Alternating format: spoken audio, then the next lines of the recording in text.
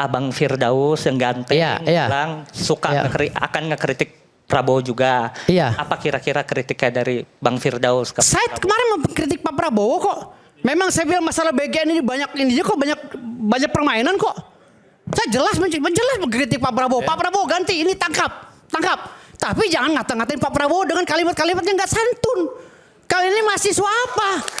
Hah? Kalau kalian kuliah baru calon mahasiswa, saya ini udah sarjana berapa kali Pak? Di Indonesia ini saya 9 kali kuliah. Polisi akan menahan mahasiswa Tio gitu. Sebenarnya enggak, justru dengan laporan pengaduan ini membuat Tio itu bisa lebih mengerti dan mengerem gitu. Daripada dia kena peradilan jalanan kan. Memang ada yang mau. Ya enggak, contoh. Masalahnya gue bilang. Anda mau mengatakan kalau orang itu dipolisikan, orang itu akan diam. Belum tentu. Lah, semuanya kan belum tentu, Bang. Jadi jangan buat asumsi kalau orang saya hanya mau meluruskan apa yang dimaksud yang kita oleh Bang sebut Farhan sebagai otoritarian itu. Tapi apa? Cara berpikir otoritarian itu adalah menggunakan kekuasaan untuk meredam kemungkinan orang berpikir. Secara tidak sadar. Masa menggunakan hukum itu otoritarian, Bang? Oh iya, kalau sudah Anda kalau otoritarian bubarkan saja hukum.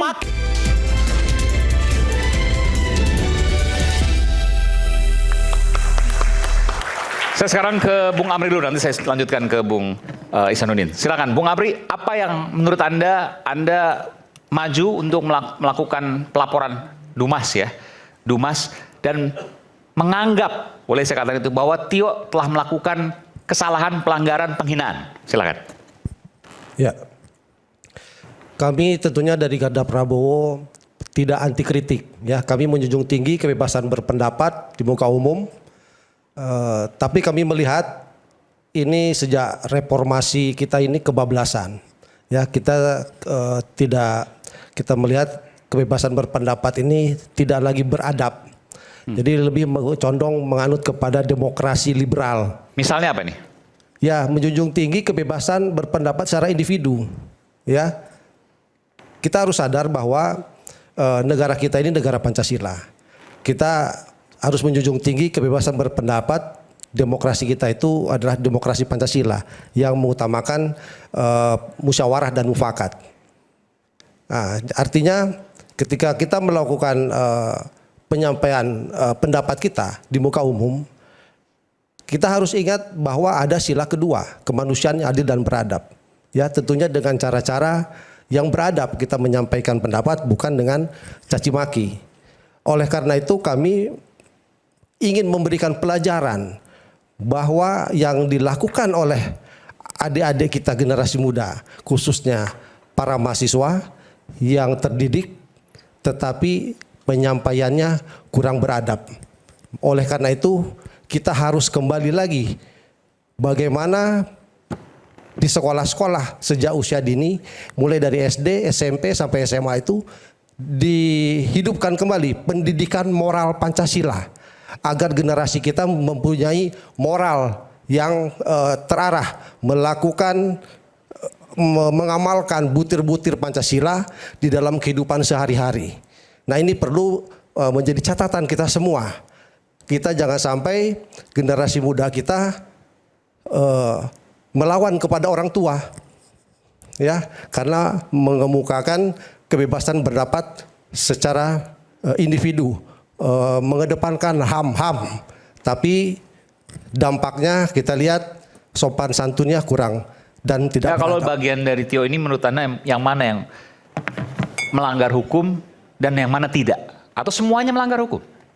Ya, yang kami lihat tentunya yang viral di media sosial, ya, beliau mengumpamakan,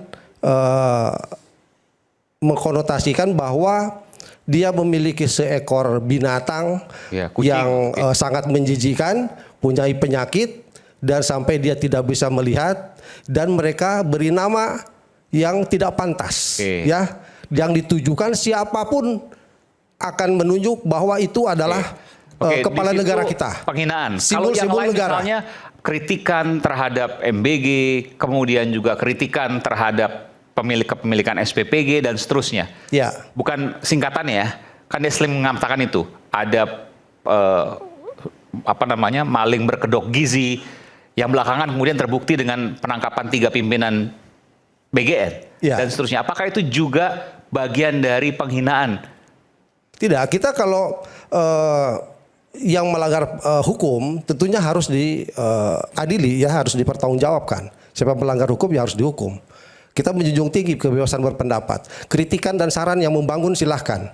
Tetapi perlu kita pikirkan juga bagaimana, apakah para mahasiswa atau teman-teman adik-adik yang berdemonstrasi ketika menuntut bahwa program MBG ini harus dihentikan. Ada 27.000 dapur SPPG. Berapa investasi yang sudah dikeluarkan dikalikan 27.000. Berapa triliun uang akan hangus terbakar. Kemudian satu dapur ada 47 tenaga kerja. Dikalikan 27.000 SPPG. 1,2 juta tenaga kerja yang akan kehilangan pekerjaannya. Kemudian para pemasok rantai makanan kepada dapur. Ada petani, ada nelayan, ada pelaku UMKM. Mereka sudah membangun yang awalnya hasil pertaniannya mungkin tidak laku, dengan adanya dapur SPPG menjadi laku. Dan dia kembangkan supaya mencukupi kebutuhan untuk dapur. Kalau satu dapur penerima manfaatnya 3.000, maka ada berapa dapur? 27.000. Berapa ekonomi yang berputar? Jika di dapur tersebut ditutup program ini, maka akan berapa banyak para petani, kemana hasil pertanian produksinya akan dia salurkan apabila program MBG ini ditutup. Terpikir tidak oleh para mahasiswa ini. Jadi tidak hanya sekedar MBG ini bagi-bagi makanan gratis, kemudian jadi kotoran. Tetapi ada rantai pasokan makanan yang bermanfaat untuk masyarakat luas. Dan pembangunan di pedesaan. Juga meningkatkan ekonomi kerakyatan di pedesaan. Demikian, Bang Iqbal. Oke, silakan Bang Iqbal. Langsung silakan. Baik, terima kasih Mas Saiman. Pertama, saya mau tekankan bukan karakter saya mengkritik seseorang seperti Tio. Masing-masing orang punya karakternya. Tetapi yang mau saya bilang begini Mas Saiman. Pertama, Tio ini kan mahasiswa. Dia ketua BEM. Sudah terbiasa melakukan aksi kritik, protes. Nah, apa sih yang Tio lakukan? Protes maupun kritik. Salah satu MBG. Kemudian penangkapan demonstran di tahun 2025 bulan Agustus. Nah, apakah kritik-kritik yang disampaikan oleh Tio dan mahasiswa-mahasiswa lainnya itu didengarkan? Jawabannya ada beberapa, tidak. Nah, misalkan saya kenapa? Tidak. Nih, saya kasih contoh dulu Mas Saiman. Okay. Nah, pertama ada 19 tahun aksi. Sudah ada aksi yang selama 19 tahun berdiri di seberang istana, aksinya beradab. Aksi Kamisan. Aksi Kamisan. Okay. Tidak pernah didengarkan hingga saat ini. Mungkin Mbak Asvin bisa tambahkan. Tuntutan beberapa tidak didengarkan. Mungkin itu nanti bisa dielaborasi oleh beberapa mahasiswa. Nah, kemudian beberapa aksi dijawab dengan kekerasan. Saya salah satu korban. Mas Saiman sendiri yang pernah mengundang saya juga. Anda bisa bercerita soal itu? Kapan dan seperti apa? Di tahun 2024, saat itu aksinya untuk mengawal putusan MK. Putusan nomor 60 dan 70. Nah, saya ditangkap. Jadi soal putusan MK soal apa nih? Soal waktu itu batas umur wakil presiden. Wakil presiden. Ya. Oke. Oh, sebelum pemilu dong berarti? Sebelum pemilu. Oke. Nah, putusan 90 itu? Iya, 90 maaf. Ini yang pilkada mungkin? Pilkada. Pilkada ya? Ya, jadi baik. Waktu itu saya juga mengalami kekerasan. Bukan hanya itu. Di tahun 2025, tadi Mbak Asvin sudah nge-mention, ada 6.117 kurang lebih orang ditangkap.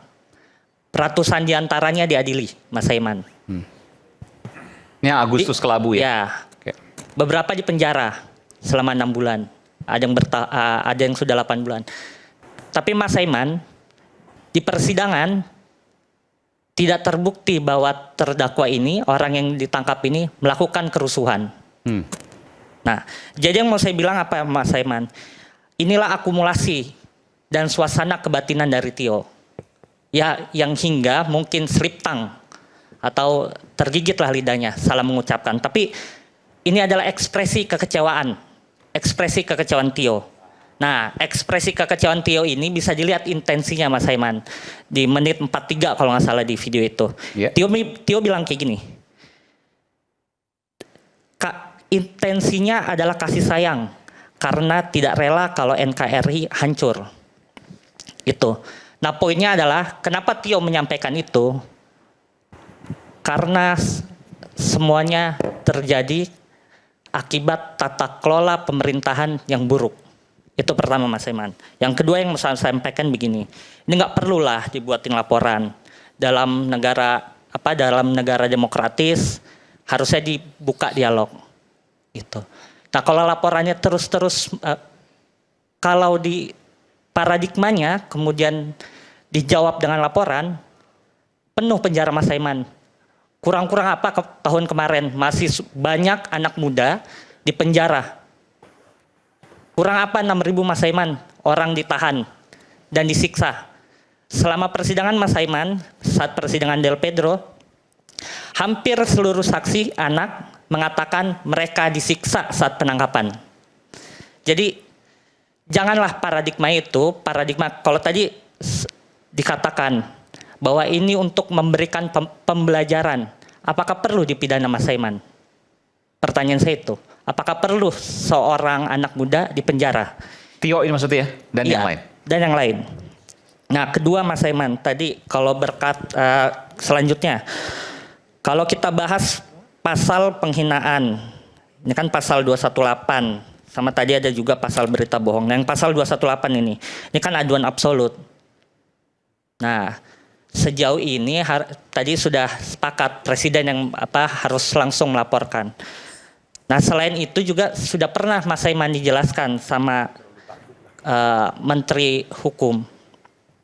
Dijelaskan waktu itu, dia bilang yang bisa melaporkan hanya presiden, bukan pihak ketiga, ormas atau yang lainnya. Nah, yang ketiga Mas Saiman, saya mau nyampaikan begini. Alih-alih kita kemudian fokus terhadap kritik substansi yang disampaikan oleh Tio, kenapa kita kemudian bergeser kepada ucapan Tio yang kontroversial? Kenapa kita tidak kembali gitu? Kenapa kemudian tidak membahas apa sih yang sebenarnya Tio ingin sampaikan? Nah, saya lihat kemudian Mas Saiman, pelaporan ini adalah upaya untuk mengalihkan perhatian publik dari yang isunya publik menjadi isu privat. Nah, jadi yang mau saya sampaikan begini Mas Saiman. Karena pelaporan ini kemudian kita jadi lupa konteks yang ingin disampaikan Tio. Selain itu Mas Saiman, satu hal yang saya takutkan, laporan ini kemudian bisa memancing kemarahan publik. Memancing kemarahan publik? Bisa memancing kemarahan publik. Kenapa? Gitu. Ini kan kemudian kita lihat Mas Saiman, sudah banyak anak muda yang ditangkap, dipenjara. Nah, Tio ini kan dia juga memiliki influence. Yang ditakutkan ini Mas Saiman, memancing kemarahan publik. Padahal seharusnya apa? Alih-alih dijawabnya dengan dialog aja, nggak perlu dipidana. Gitu. Ya, nah, sama tadi ini Mas Saiman, satu lagi. Saya jawab dulu Mas Aiman, saya jawab dulu sebentar. Oke, lepas dulu ya. Nanti saya berikan kesempatan. Ini saya terus terang, ini saya harus sampaikan juga. Mohon maaf, nanti saya berikan kesempatan lagi Bang Iqbal. Bung Iqbal ini kalau kita tahu, ia adalah putra tokoh Orde Baru Pak Murdiono. Dan saat ini ia menjadi aktivis. Dan ini ketentuan yang menurut saya luar biasa. Jadi ini hal yang mungkin tidak dipahami banyak orang. Tapi silakan, Anda konsisten dari awal, Anda menjadi aktivis dan memperjuangkan aktivisme itu. Oke, Anda mau tambahkan tadi? Tadi ada beberapa hal yang mau saya respon Mas Saiman. Ini tadi dibilang ada partai lah di belakangnya Tio. Nah ini kan sebenarnya mengkerdilkan pikiran anak muda. Jangan sedikit-sedikit anak muda berani bersuara dianggap ada partai di belakangnya, ada orang besar di belakangnya. Nah, kenapa paradigmanya tadi nggak dibalik? Kenapa bukan BEM Nusantara ya tadi ya yang menyebut ada apa yang membuka ada Tio, mobil yang dikendarai Tio terafiliasi BEM Bersatu kalau tidak salah. Ya itulah. Kenapa tidak dibalik? Kenapa ada cherry picking? Kenapa tidak dibalik BEM Nusantara? Member 1. Ya Bember 1 yang memiliki afiliasi dengan partai politik tertentu.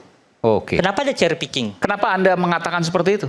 Ya kalau tadi paradigma kayak gitu, kalau saya pakai paradigmanya boleh kan saya balik kayak gitu Mas Saiman? Tapi kan harus ada buktinya. Kalau Enggak. BEM bersatu tadi mengatakan bahwa ini mobilnya punya ini Iya dan itu seterusnya, makanya dan seterusnya. itu hipotesanya. Saya bilang Ya. kenapa paradigmanya nggak dibalik aja? Nah itu Mas Saiman. Kemudian, nah ini tadi saya mau menanggapi Bang Ferdinand. Tadi bilang kritik dianggap apa? Setiap aksi demonstrasi atau kritik itu seakan-akan menggoyangkan pemerintahan.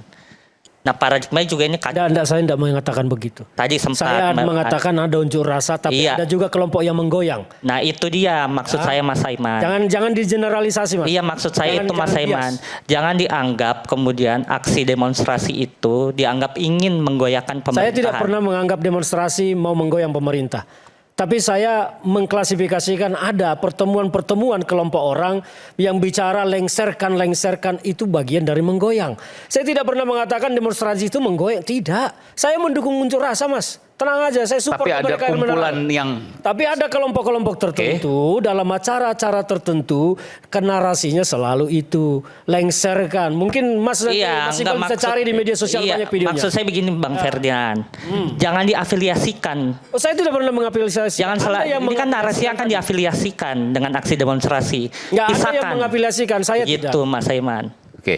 Anda yang Ya, mungkin saya statement dulu karena itu berkaitan dengan Karena pelapor dulu, laporan. silakan. Saya berbicara, saya luruskan dulu ya.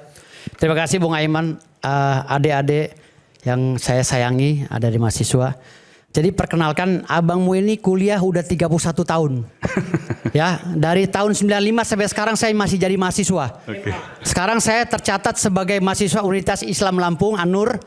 Ya, S3 dan sekarang juga saya terdaftar sebagai mahasiswa Universitas Muhammadiyah Jakarta S2 Magister Komunikasi. Oke. Jadi kalau kita berbicara masalah kuliah, saya dari brojol udah kuliah sampai sekarang nggak selesai karena saya hobi kuliah.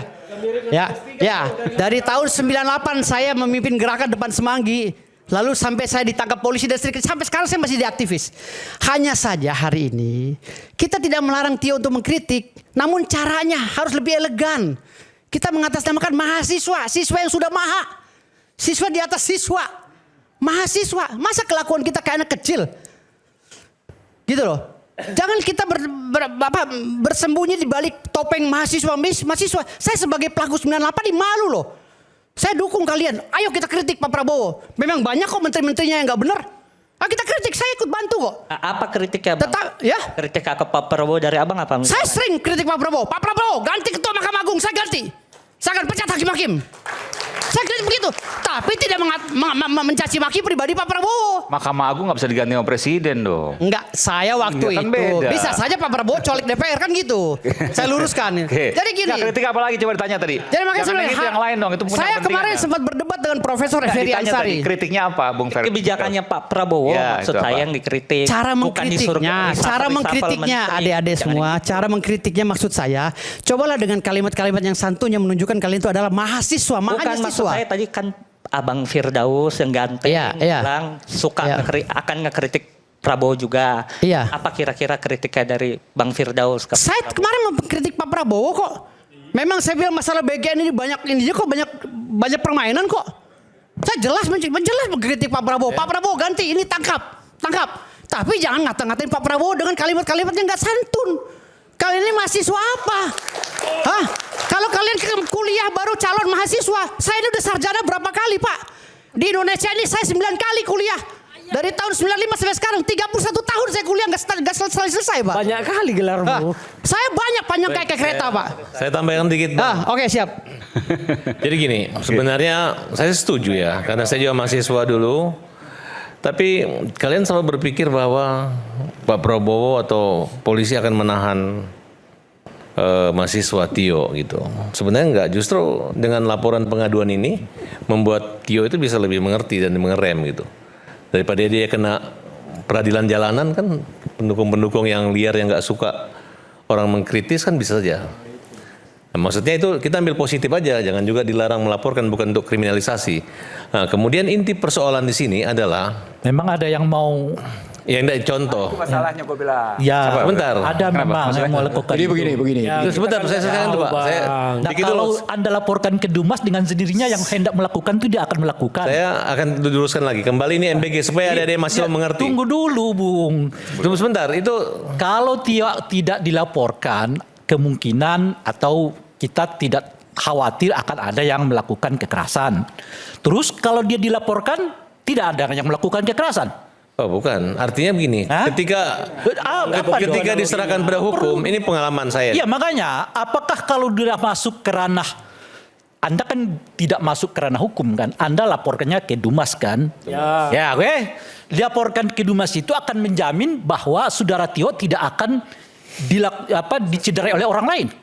Ya setidaknya dia tidak akan mengulangi lagi kalimat itu. Bukan, Anda kan menyebut dia daripada dia nanti dicederai oleh orang lain, kan lebih baik kita bawa ke. Kan dia udah mengakui bahwa dia dilindungi, Kan, disiapkan makanya, fasilitas. Makanya Berarti dia udah muncullah mempersiapkan diri. Kesimpulannya kalau bahwa dia dibawa ke Dumas, apa yang dilakukan itu dilaporkan apa mengandung sih resiko istilahnya?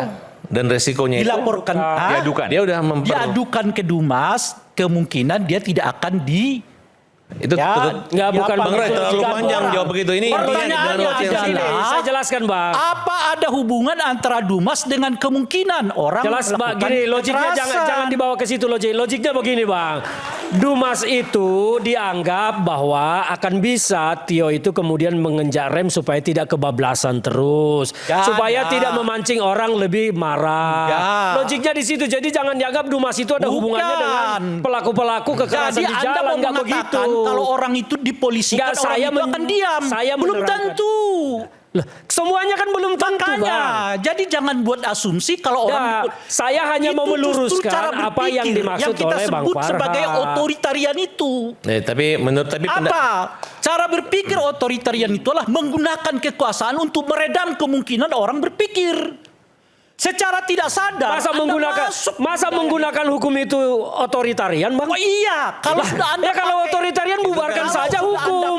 Itu kan Bagaimana saluran. hukum Anda analogikan Kalau sebagai Anda sudah otoritarian? tadi, Anda membawa persoalan saudara Tio ke Dumas Ya. supaya Amanah Dumas hak konstitusi. Tio itu lebih sopan. Artinya Anda mau mengatakan Enggak. Begini, jangan diartikan. Bang Ray, jangan diartikan sepotong-sepotong. Iya, Karena gini, kalau Itu Anda cara Bang Rey, jangan hanya membangun menggunakan asumsi nalar gini. pikiran seperti Dari itu, awal saya sudah jelaskan bahwa Dumas itu dilakukan supaya menjadi diskursus bagi publik. Saya mendengarnya Apakah dari kita Farhad harus Abbas. menormalisasi? Ya, makanya dengarkan dulu. Mendengarnya dari Jadi Farhad abang Abbas. jangan membangun asumsi dengan Saya ABCD. Tidak mendengarnya ada. dari Farhad Yang Abbas. abang Saya sampaikan itu jelaskan. asumsi Jelaskan ke abang. Farhad karena Abbas. inti, Ya, karena inti. itu yang saya Oke, luruskan. Oke, saya luruskan. Supaya tidak beda pendapat. Ya, saya silakan baik. Di jelaskan. tengah perdebatan yang Baik, panas Bang Ray, hari ini baik, dengan Bang Ray. minum air Terima mineral alami 100% murni yang dingin tanpa didinginkan. Rakyat bersuara segera kembali saat lagi.